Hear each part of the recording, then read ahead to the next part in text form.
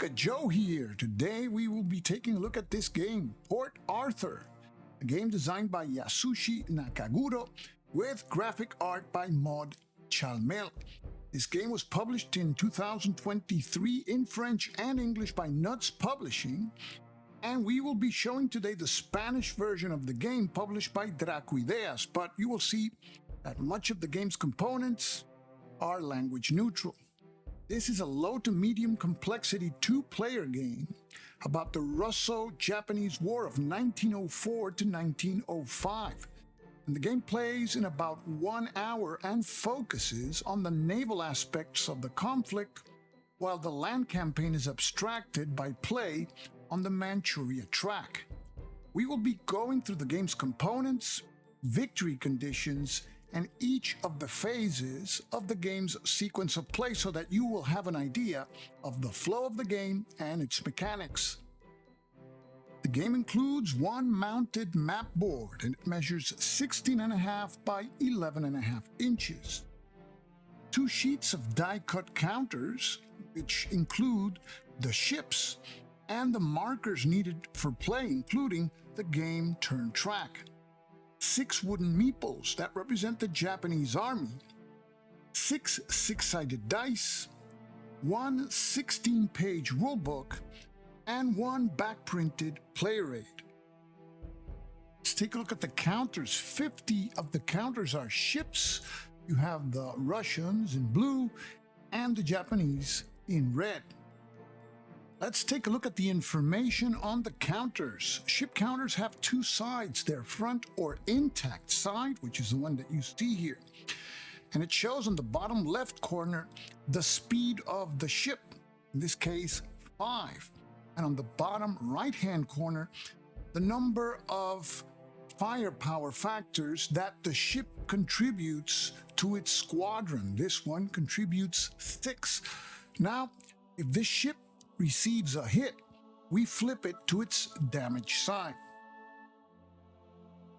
And here we see that the speed of the ship decreased by 1 to 4 and the firepower from 6 to 5. In addition, we see 4 diamonds on the top right-hand corner.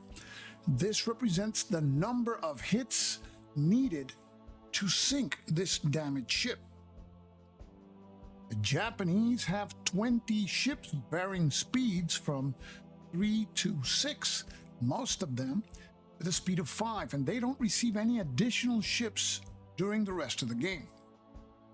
Russians have 12 ships at the beginning of the game, which represent the Far East Fleet, but they do receive additional ships during the game. Elements of the Baltic Fleet arrive starting in turn 4, 11 ships, and 4 more ships arrive in turn 5. The game lasts 6 turns, and it is won on the basis of control points. But there's a caveat. Control points are earned for control of sea zones, and there's 6 sea zones in the game. 3 of these only give control points to the Russians if they control them. These are the Philippine Sea, the Pacific Ocean, and the Sea of Japan. Each of these give the Russian player 2 control points if he controls these sea areas, if he has ships at the end of the turn in this sea area and the Japanese don't. If the Japanese control the sea areas, they don't score any control points, but at least they deprive the Russians of doing so. 3 of the sea areas, however, provide incremental control points, and these are the most important sea areas in the game: the Yellow Sea, the East China Sea, and Tsushima. If a player controls at the end of the turn one of these sea areas, he only receives 1 control point. If he controls 2, he receives 3 control points, and if he controls all 3, it's 6 control points. 2 of these areas in particular, the Yellow Sea and Tsushima, each have a hex shape with footsteps in it. These are landing areas. These represent ships that were used to land Japanese troops into Manchuria. At the end of the turn, if the Japanese have army units in these landing boxes and the Russians do not control the surrounding sea area, the army units disembark and land and advance onto the Manchuria track. Japanese player has 6 army meeples, and the Manchuria track, however, has 7 spaces, so the Japanese player will not be able to occupy all 7 spaces, and he has to make some choices. Of special importance is the Mukden space, and that's why it's marked that way in bright yellow. In order for the Japanese player to be eligible to win on the basis of control points at the end of the game, he has to have control of Mukden. Otherwise, he automatically loses the game in turn 6. And to reach Mukden, the Japanese will have to introduce into the Manchuria track 4 of the 6 army meeples. And here is where the Japanese player will eventually have to make a decision. Japanese player may place the 5th meeple on Hill 203. Hill 203 overlooks Port Arthur and has special significance because by the Japanese occupying Hill 203, they deprive the Russians of the shipyard capabilities of Port Arthur.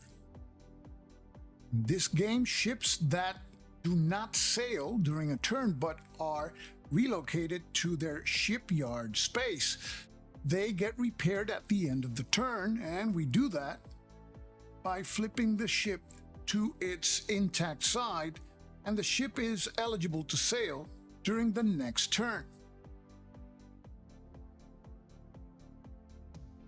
Now, returning to Port Arthur, if the Japanese capture Hill 203, the Russians lose the shipyard capability of Port Arthur for the remainder of the game. If the Japanese advance into the Port Arthur space, all Russian ships in Port Arthur are eliminated, and the Japanese receive 1 control point. But as stated before, the Japanese have 6 meeples and there's 7 spaces. They have a choice after they capture Hill 203. They may decide not to place the 6th meeple in that Port Arthur space and instead place it in the Siping space. Every turn that the Japanese control Siping, they roll a die, and if the roll is 3 or less, then they receive 1 control point. So as you can see, the Japanese have a choice between going for Siping and foregoing the last Port Arthur space, or going the full way to the port and try to eliminate the Russian fleet there. In doing so, there is a way that the Russians can score control points. If they control one of the sea areas that has a landing space, and the Japanese had an army meeple in the landing space, the meeple is removed, and the Russians score 1 control point. The meeple is not removed permanently from the game, but placed back in Japan for future use. At the end of each turn, both players total the number of control points that they have, and the player with the most control points will move the control point marker in his direction. So let's say that in the first turn, the Japanese scored 2 more control points than the Russians. The control point marker moves 2 spaces in the Japanese direction. And let's say that in the next turn, the Russians scored 3 more control points than the Japanese. Then the marker is moved 3 spaces in the Russian direction. At the end of the game, wherever the marker is located determines the winner. If it's located on the Russian side, the Russians win. If it's on the Japanese side, the Japanese win. But of course, the Japanese, to win, remember, they must have captured Mukden. Otherwise, the Japanese player loses the game irrespective of control points. Let's take a look at some of the map's features.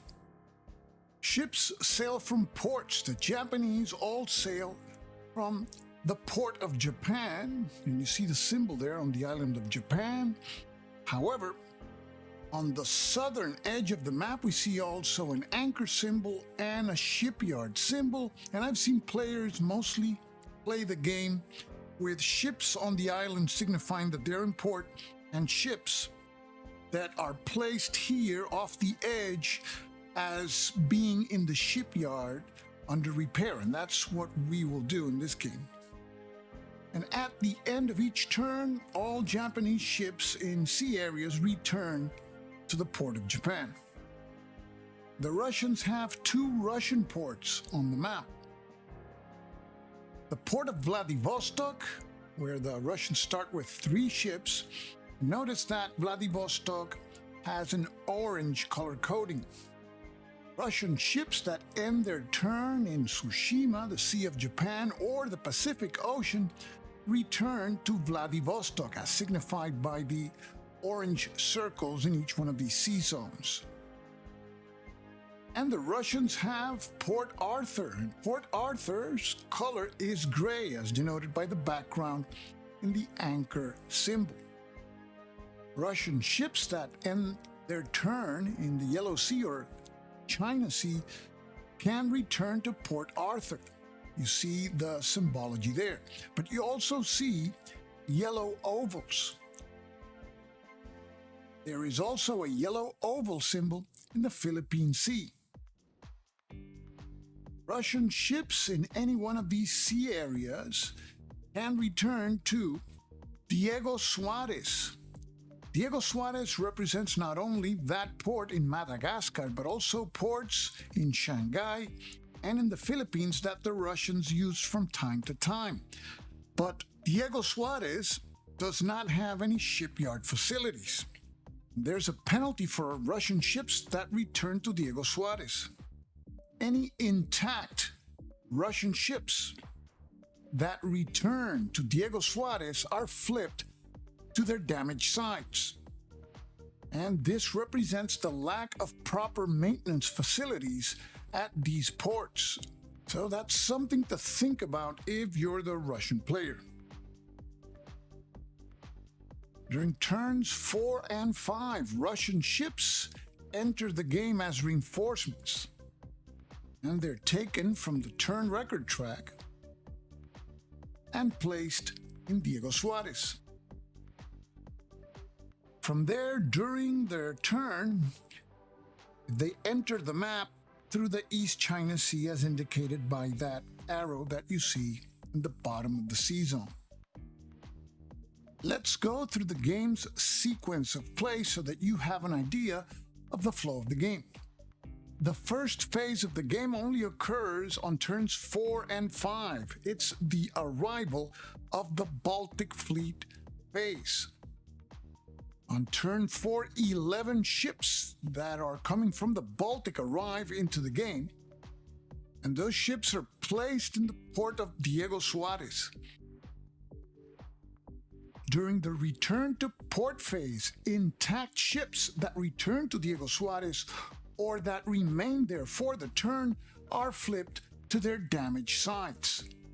The next phase is the Japanese fleet sortie phase, and note that this will be the first phase in all turns except 4 and 5. During the sortie phase, the Japanese player can take all, some, or none of his ships out of the port of Japan.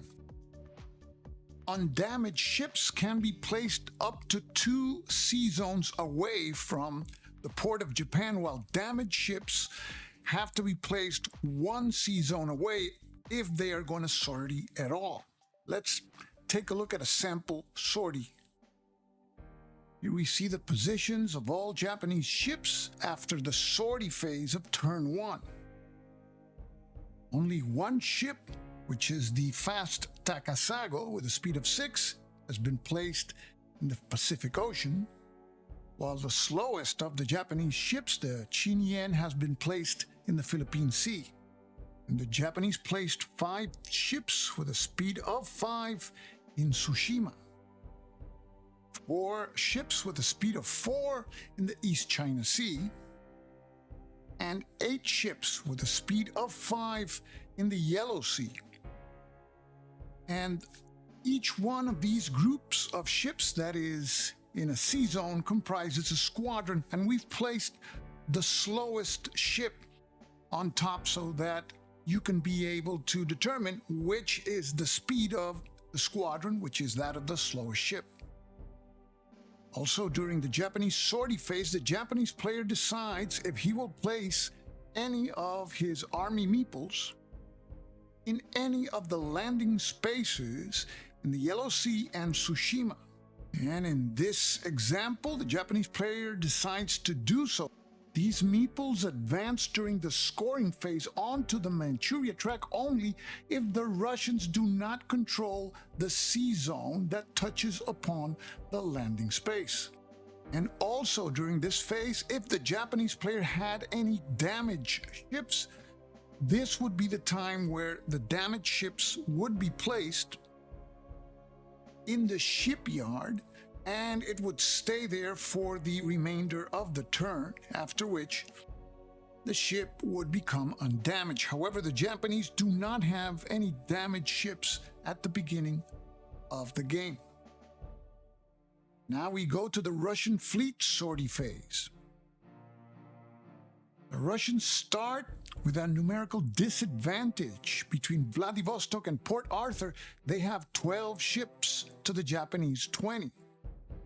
The advantage that the Russians have is that they go second, so they get a chance to take a look at where the Japanese place their ships for their sorties. So let's take a look at what the ships in Vladivostok can do. In Vladivostok, the Russians have 2 ships with a speed of 5 and 1 with a speed of 4. So if they sail together as a squadron, the squadron speed will be the slowest ship speed. So it will be 4. But all 3 ships are undamaged, so they can sortie up to 2 sea zones from their ports. So they can sortie into the Sea of Japan, and they can go into Tsushima. In Tsushima, the Japanese have a squadron of 5 ships with a speed of 5. That means that even if the Russians attack the Japanese will fire first because they have the faster squadron. A Russian squadron could stay in the Sea of Japan and try to lure the Japanese squadrons in Tsushima and the Pacific Ocean to come after them, or they could also sortie into the Pacific Ocean and, although they will fire second, try to sink the Takasago. And that's what they will do. So the Russians in Vladivostok sortie into the Pacific Ocean. Notice that in this game, moving a squadron into a sea zone during the sortie phase that has enemy ships does not trigger naval combat. Naval combat happens during the operations phase. So let's see now what the Russian ships at Port Arthur can do. In Port Arthur, the Russians have 9 ships, 6 with a speed of 5, 2 with a speed of 4, and 1 with a speed of 6. If they all sortie into the Yellow Sea and there's combat in the ensuing operations phase, the Russians will have a numerical advantage, but they will be firing second. So staying at the Yellow Sea may not be a good option. On the other hand, they could sortie into the East China Sea, where the Japanese have their slow squadron with a speed of 4. But again, if the Russians bring all their ships into the East China Sea, the Japanese will fire first. Notice that the Japanese start the game with the initiative, and the initiative marker can be used by a player that has a slower squadron speed to spend the initiative to fire first during combat, but the Russians don't have that luxury at this time. So the Russians are gonna take the chance and try to sink those Japanese ships that are in the East China Sea. They form a 7-ship squadron, speed of 5. And the squadron sails through the Yellow Sea and reaches the East China Sea. Notice again that this does not trigger any combat. Combat occurs only during the operations phase, and you never know who goes first during the operations phase because who goes first is determined randomly, as we shall see. The Russians decide to leave their 2 slow ships in Port Arthur, so they won't be participating in the operations phase. And now we proceed to the operations phase. During the operations phase, the order of play is determined randomly, and that's what makes this game interesting because you never know who's going to go first. Both players roll 1d6, and if the results are different, the high roller can either pass or can conduct a naval operation. If he passes, then the other player can conduct a naval operation or pass. If he passes, then the turn ends, unless a player uses his initiative marker to cause another die roll between both players to see who goes.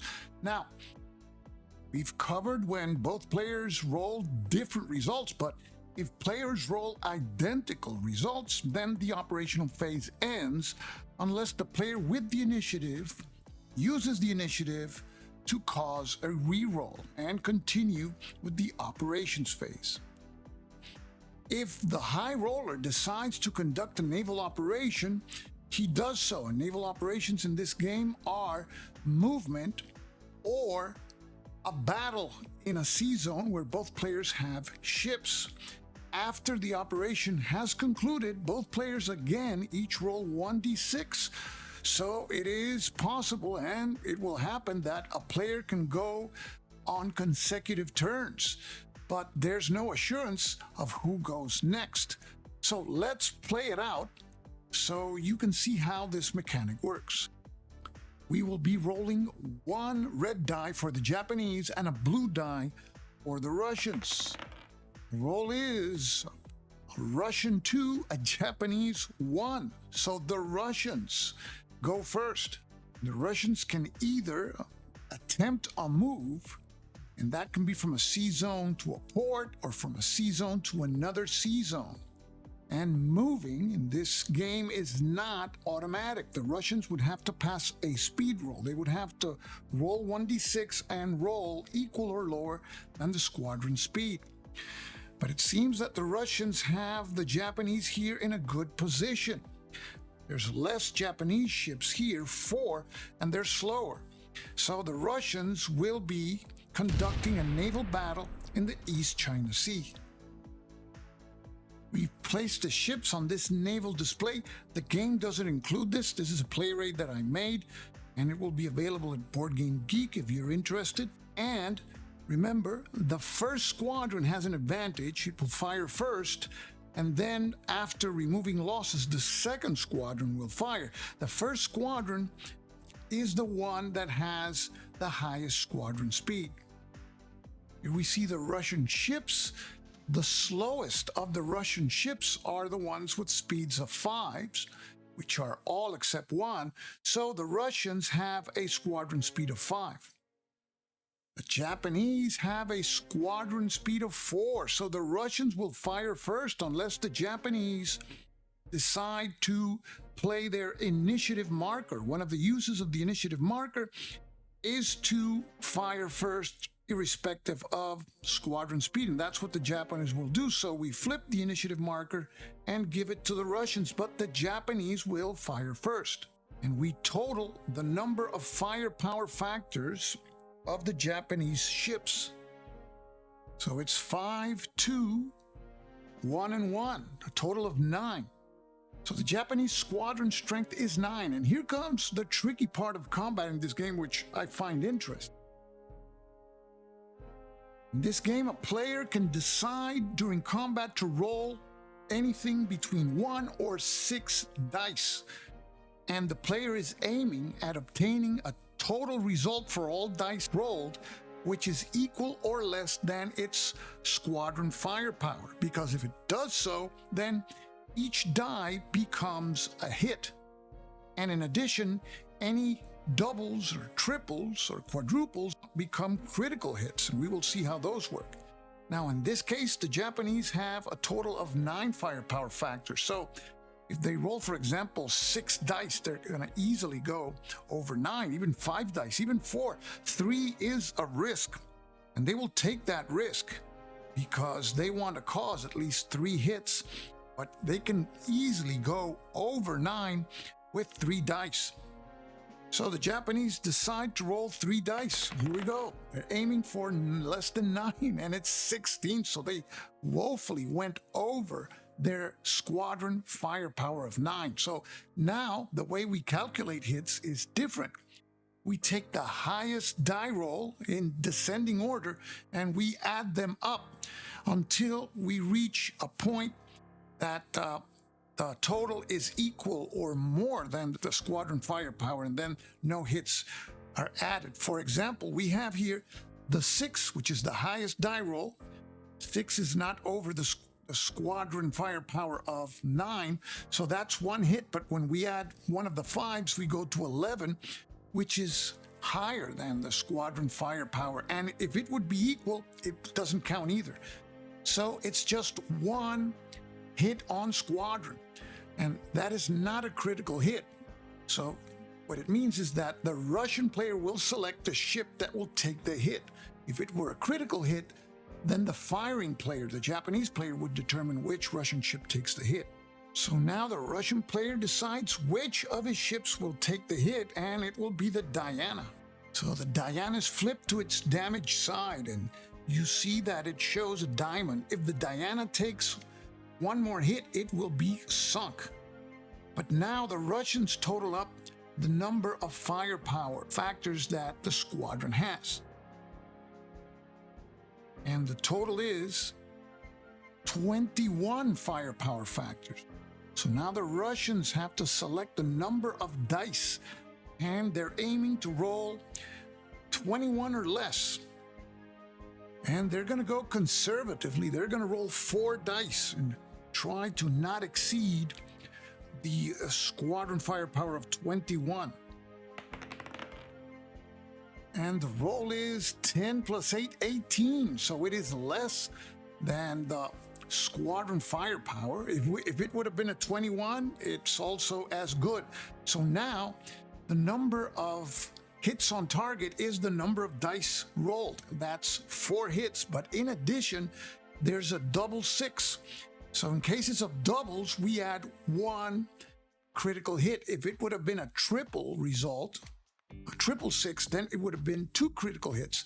So we have a total of 4 hits on target, which the Japanese player will determine, and 1 critical hit, which the Russian player will determine. And critical hits are determined first. So the Russian player selects which Japanese ship will absorb the critical hit, and it will be the Fuji. So the Fuji is now damaged. It needs 3 more hits to sink. And now the Japanese player has to distribute 4 hits on target, and he can do so in any manner that he chooses. The Namiya takes a hit. The Takachino takes the second of 4 hits. The Tokiwa takes the 3rd hit, but there's still 1 more hit. And all hits must be applied. So the Japanese decide that they will apply the 4th hit on the Takachino, and that will sink the Takachino. That's the end of this naval combat, and now we return the ships to the map.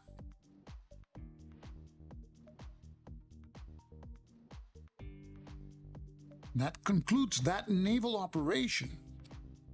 So continuing with our example, we roll 1d6 for each player. result this time is a Russian 5 and a Japanese 1. The Russians go again. This time the Russians see an opportunity to strike a blow at the Japanese squadron in Tsushima and possibly negate the landing of army units from that sea zone. But they have to move there first, and movement in this game is not automatic. To conduct naval movement, the player has to roll 1d6 and roll equal or less than the squadron speed. So the Russians will attempt a naval move with their squadron in the East China Sea into Tsushima. Now, if the Russians by any chance roll a 6 and fail their speed roll, that gives the Japanese a free turn. So the Russians need to roll 5 or less. So we roll 1d6, and the roll is a 5. So they succeed in the move. And they move into Tsushima. Now this does not trigger naval combat because naval combat is also a particular naval operation. So the Russians would have to win again the die roll and announce that they will conduct naval combat. So we have to roll now for both sides to see who will play next. Russians roll a 3 and the Japanese a 2. The Russians are on a roll. So the Russians now will decide to battle it out with the Japanese squadron in Tsushima. Here we see the situation. The Russians have 7 ships, the Japanese 5. So the Japanese squadron speed is 5, and that's the squadron speed of the Russians. So the Japanese would go first unless the Russians use their initiative marker, and they will do so. So they use the initiative for them to go first in this naval battle. So initiative now reverts back to the Japanese. So let's total the Russian firepower. The Russians have a squadron firepower of 21. So they could take a chance with 5 dice. I think 6 dice would easily go over 21. 5 dice has a better chance, but 4 dice would be a more sure thing. So the Russians will go with 5 dice, and they hope to roll 21 or less. And here we go. 10, 21 exactly. So they didn't go over their firepower. So all dice are hits. So there's 5 hits on target that the Japanese will determine which ships will absorb it. But we see a double 5. So there's 1 critical hit and 5 hits on target. Critical hits are always determined first. So this is a no-brainer. The Russians call for the Mikasa to take the critical hit. Mikasa is a tough cookie. Notice that its firepower was not decreased by the first hit taken, and it needs 4 hits to sink. And now the Japanese have to absorb 5 hits, and then they will fire. First hit is taken by the Kasuga. The second hit is absorbed by the Asama. And the Nishin takes the third hit. There's still 2 more hits to be absorbed. And all hits must be absorbed if they can, so the Japanese will have to sink a ship, and that will be the Nishin. The Nishin is gone. Now the Japanese fire back. They have a squadron strength, a firepower of 12. So if they roll 4 dice, they will most likely go over 12. So they will go with 3 dice. So here we go. Hoping to roll less than 12. And they roll 12. So they do get the benefit of all 3 dice being hits. But notice there's no critical hit because there's no doubles, triples, or quadruples. So it's just 3 hits on target, which the Russian player determines which ship or ships will absorb the hits. So the Askold will take the first hit. The Pallada will take the second hit, and the Russians, to avoid taking a hit with one of their bigger gunships, they will sink the Diana. The Diana is gone. And that's the end of this naval battle. So let's return the ships to the board. Continuing with our example, each player rolls 1d6 to see who goes next. And the roll is a tie. And when that happens, the operation phase ends unless the player with the initiative uses the initiative to cause a reroll. And the Japanese need to do so urgently, so they give the initiative back to the Russians. And we roll the dice once again. Japanese roll a 1 and the Russians roll a 3. Now the Russians will try to finish off the Japanese in Tsushima, and they declare a naval battle. Here we see the situation. Notice that the Mikasa slows down the Japanese squadron, and as well as the Asama, they had speeds of 5s on their undamaged sides. And now the Japanese squadron is the slowest squadron, so the Russians will be firing first. They don't even have to spend the initiative to go first. Russians have a total firepower of 20 for the whole squadron, so the Russians will try to finish off this Japanese fleet, or at least sink the Mikasa. And they will go, since they have 20, they will go with 5 dice. So here we go. They're aiming for 20 or less with 5 dice. And oh no, roll is 18, 22, 23. They went over. So they don't score any critical hits. So the first 6 is a hit. The second 6 adds to 12. That's another hit. The third hit is 18, which is less than the 21, but the 4 takes it to 22. So it's just 3 hits on target, which the Japanese will determine which ships will absorb it. So the first hit will be taken by the Yakumo. Japanese have to sink another of their ships, so down goes the Asama, which has a speed of 4.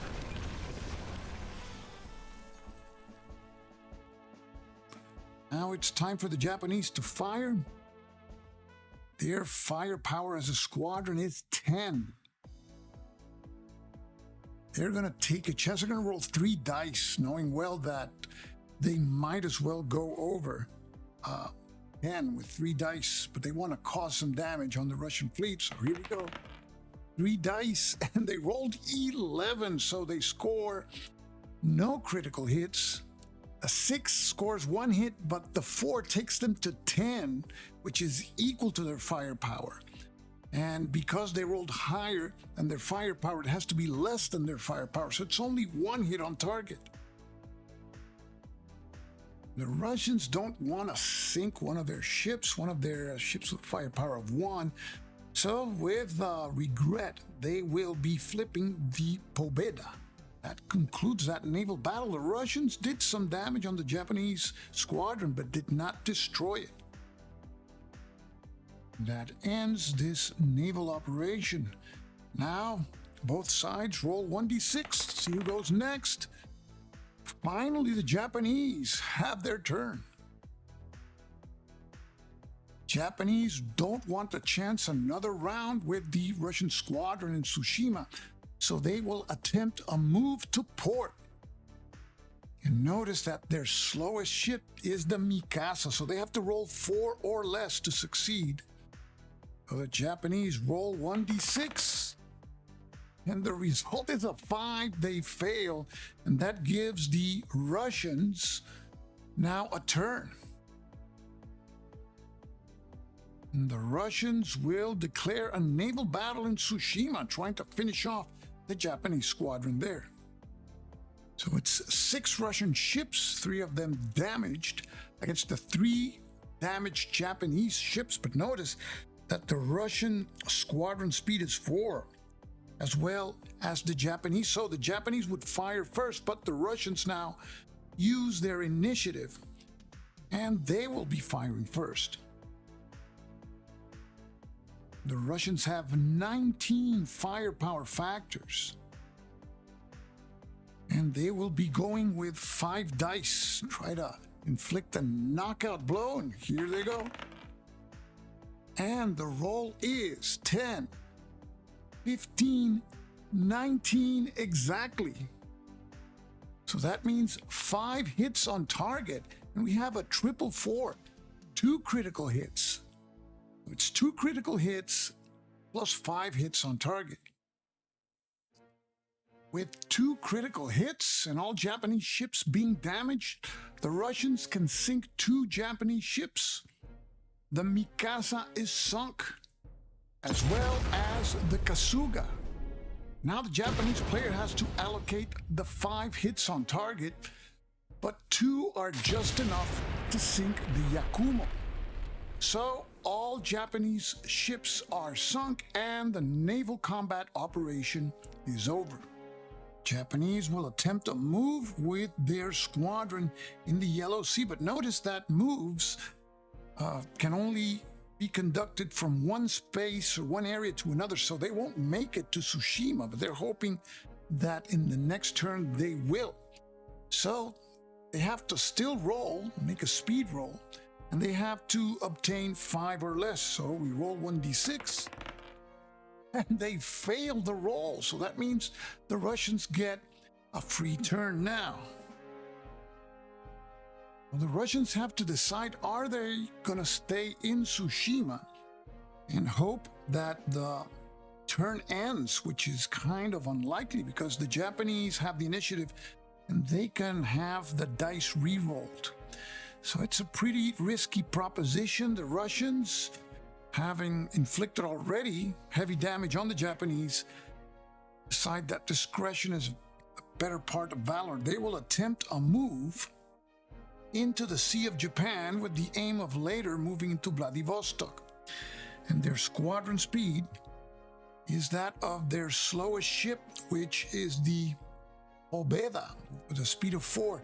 So they need to roll 4 or less. So we roll 1d6. The roll is a 1. So the Russians make it and sail into the Sea of Japan. Oh, each player rolls 1d6, and they each rolled a 5. So now the operation phase ends unless the Japanese player uses the initiative marker to extend it, and he decides for now to leave things as they are.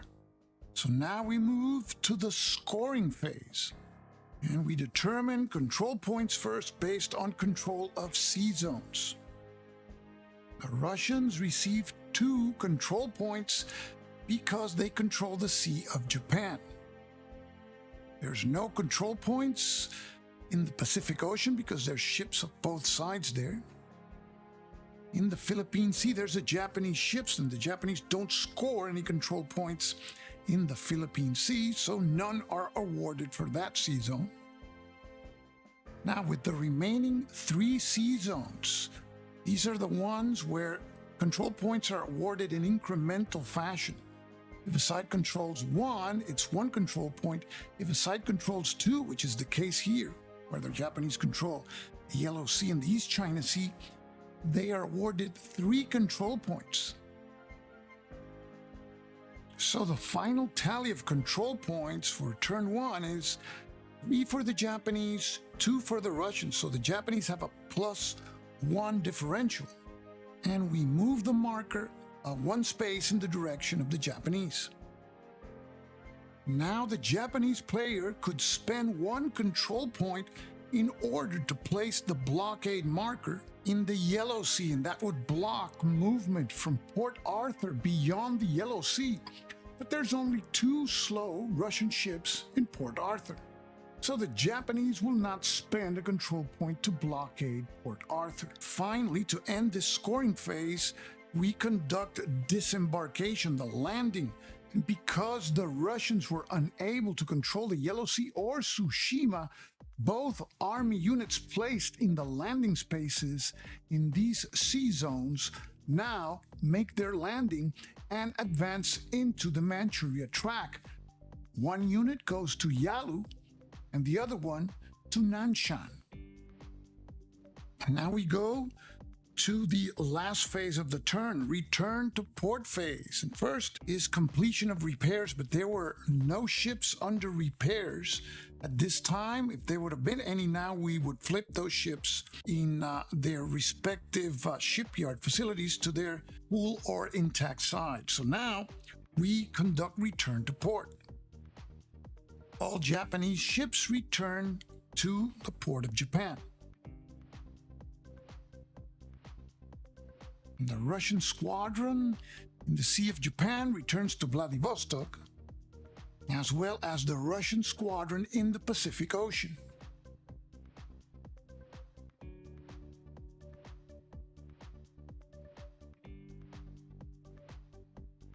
Now we check for maintenance, and that would happen if any Russian ships returned to Diego Suarez and the Russian ships were intact. Those Russian ships would be flipped to their damaged sides, but in this example, none returned to Diego Suarez. And to end the turn, we advance the turn marker to the next turn space. And that ends our example showing the sequence of play of this game. This is a game that I had a chance to take a look at the 6th BellotaCon in January 2023. Scott Moores was demoing the game there, and I was impressed with the graphics and the mechanics. Something fresh, something new. And here you see images of the box. Even the artwork in the box is beautiful. So this is Port Arthur, game designed by Yasushi Nakaguro with graphic art by Maud Chalmel, published by Nuts Publishing in French and English and by Draco Ideas in Spanish. And I want to thank Draco Ideas for sending me this copy. So I hope that this video has given you a good idea of the flow of the game and what the game has to offer. This is Stuka Joe signing off for now. Thanks for watching.